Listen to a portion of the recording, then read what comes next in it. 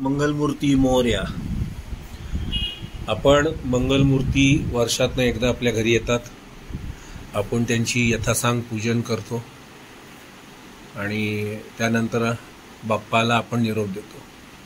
पण इथे मीना गोडखिंडी मॅडम यांच्या घरी बाप्पा असे जागोजागी, अक्षरशः जागोजागी विराजमान झालेले दिसतील तुम्हाला। हे मॅडमचं कलेक्शन आहे, गणपतीचं कलेक्शन आहे आणि ही त्यांची हाऊस आहे। हे बघा, पेशवा गणपती।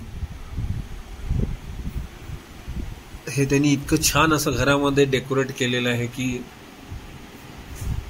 नुसतं बघत राहावं।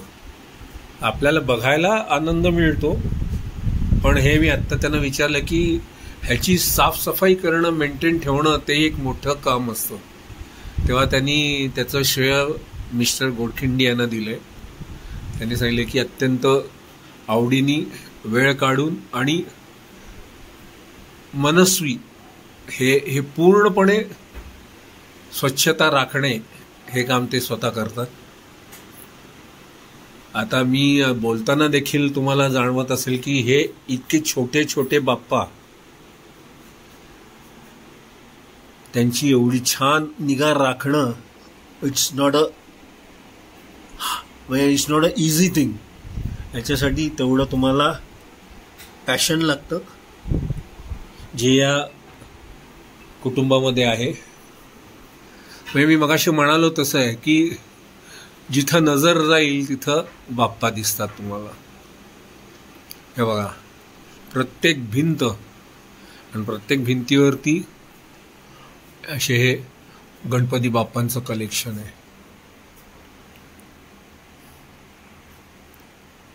हो, आणि प्रत्येक गणपती इथे या घरामध्ये कसे आले त्याची मागची एक स्टोरी आहे।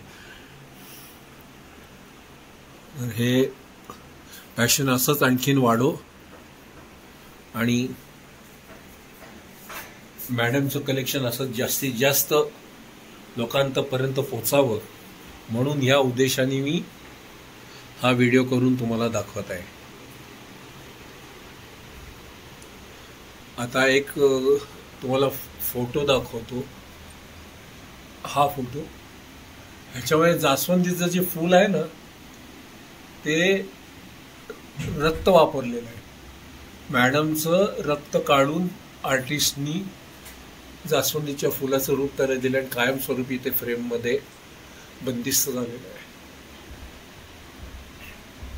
ही एवढी गणपती बाप्पाच्या प्रती सद्भावना असल्याशिवाय होणं शक्य नाही।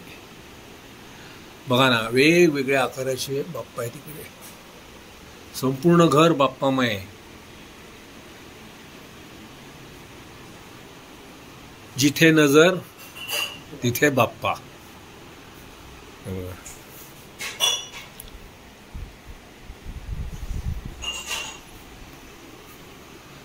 गणपती बाप्पा मोरया, वारंवार घरी या।